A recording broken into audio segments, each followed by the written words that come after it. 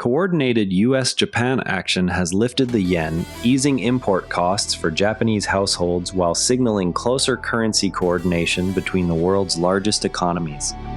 This is Omni View, episode 132.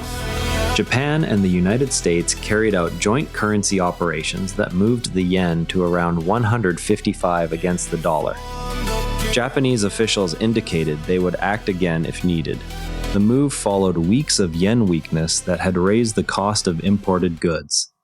Finance officials in Tokyo described the operations as a direct response to sustained pressure on household budgets from higher prices on energy and food imports.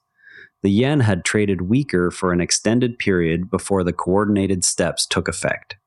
Nikkei Asia reports that Japanese policymakers view sustained yen weakness as a direct burden on household living costs through higher import prices. Bloomberg notes that U.S. participation reflects shared concern that prolonged yen depreciation could disrupt global supply chains and trade balances. Both outlets describe the intervention as a response to market conditions rather than a broader policy shift. Nikkei Asia further quotes Japanese finance official Ketayama stating that authorities will not hesitate to intervene again if similar conditions arise. Bloomberg highlights that the yen's weakness had become a growing issue for both Japanese living costs and U.S. trade considerations. The factual record shows yen strength improved after the operations, though analysts continue to monitor whether the level holds without further action. What happens next? Authorities have signaled readiness for additional steps, and markets will test whether the new rate holds in coming sessions. Shifting now to Sudan. A Sudanese army drone struck a court session in a village held by paramilitary forces, according to a rights group. The army has not commented on the incident. The attack occurred amid ongoing conflict between the army and paramilitary groups. The strike targeted a location in a paramilitary-held village where civilians were present. Rights monitors documented at least 35 deaths from the single operation. BBC reporting highlights the civilian toll in a paramilitary-controlled area and notes the lack of official response from Sudanese authorities. The account draws on rights group documentation of the strike location and casualties. The incident fits a pattern of aerial operations in contested regions, where verification of targets remains difficult for outside observers. BBC emphasizes that the army has offered no statement on whether the court session was the intended target or how civilian presence was assessed beforehand. Next, construction has begun on a road bridge connecting Russia and North Korea in the Far East. The project marks the first direct road connection between the neighbors. Reports indicate the work is proceeding away from major international attention. The bridge is located in a remote border region far from European conflict zones. Deutsche Welle describes the bridge as a practical infrastructure step that has drawn concern in Ukraine over potential military logistics implications. The outlet notes the location's distance from European theaters, yet flags the symbolic and practical strengthening of ties between Moscow and Pyongyang. No official statements from either government on the project's timeline have been released. Deutsche Welle adds that the development occurs in the Russian Far East, where attention has remained limited compared with other bilateral projects. In Malaysia, Anwar Ibrahim's ruling coalition recorded lower support in recent local polls. The results suggest weakening backing at the grassroots level. Observers link the trend to domestic economic and governance concerns. The decline appeared in specific districts rather than a uniform national shift. Nikkei Asia frames the outcome as a signal that the coalition is losing shine after earlier gains. The reporting ties the decline to voter sentiment in specific districts rather than a national reversal. The piece notes that national elections remain distant, leaving time for adjustments in policy focus. Nikkei Asia observes that the coalition had previously benefited from stronger local-level performance before these latest results. A survey of UK factories showed production rising at the quickest pace in nearly 2 years. The S&P Global poll recorded the fourth straight month of expansion. Firms cited easing tariff uncertainty but expressed caution over potential Middle East supply disruptions. The poll covered a broad sample of manufacturing companies and compared results month to month. The Guardian presents the data as evidence of resilience in the manufacturing sector despite broader geopolitical risks. The report notes that oil and gas price volatility remains a key worry for future costs. The survey covers a broad sample of companies and provides month-to-month comparisons. The Guardian adds that manufacturers expressed an upbeat mood in July even while monitoring possible longer-term effects from conflict in the Middle East.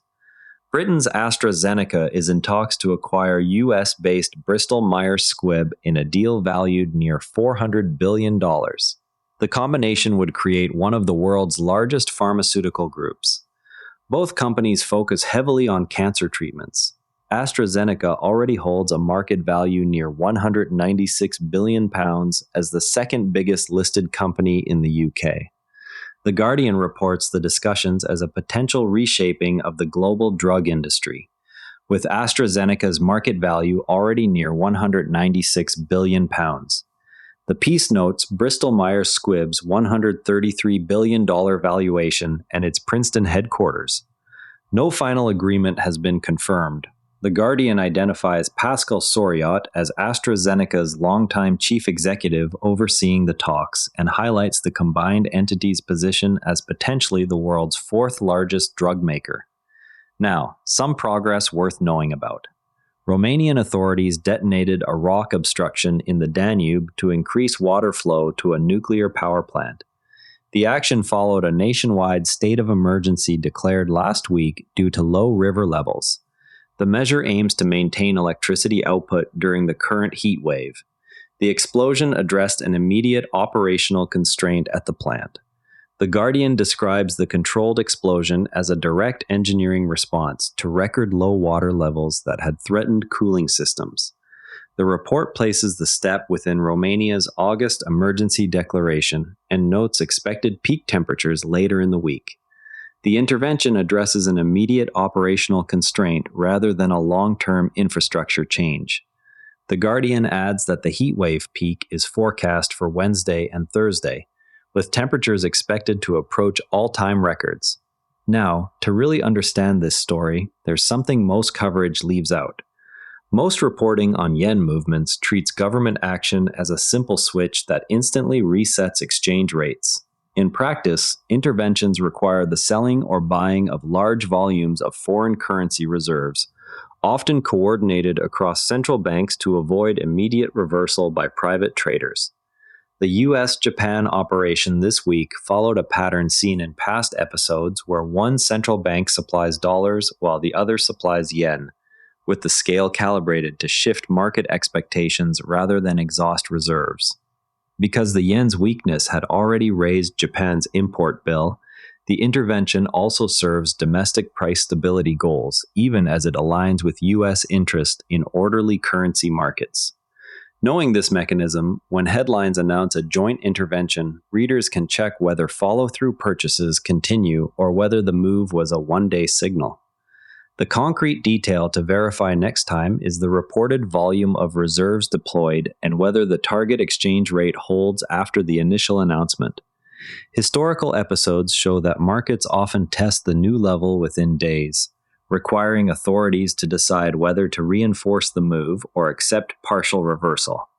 Central banks typically disclose limited information about exact volumes at first, leaving traders to infer scale from subsequent price action and official comments. This opacity means observers must track both the spot rate and statements from finance ministries over multiple sessions to judge success. If you want to go deeper on the yen intervention, compare how Nikkei Asia and Bloomberg are covering it. Tomorrow, watch for whether the yen holds near 155 against the dollar without further coordinated action. That's Omni view. As always, compare outlets, look for primary documents, and separate what's known from what's assumed. The world is complicated, but it's not beyond understanding, and you just spent a few minutes understanding it better. If that's worth something to you, subscribe wherever you listen. See you tomorrow. And if you'd rather watch than listen, find us on YouTube at Nara Network. Links in the show notes. And before you go, this show is part of the Nara Network. a family of daily podcasts on tech, science, and markets, each one a short, sharp briefing you can finish on the commute. If today earned its place in your feed, here's your next listen. Models and Agents for Beginners. Artificial Intelligence Explained Simply for Beginners and Curious Teens. Find every show free at naranetwork.com.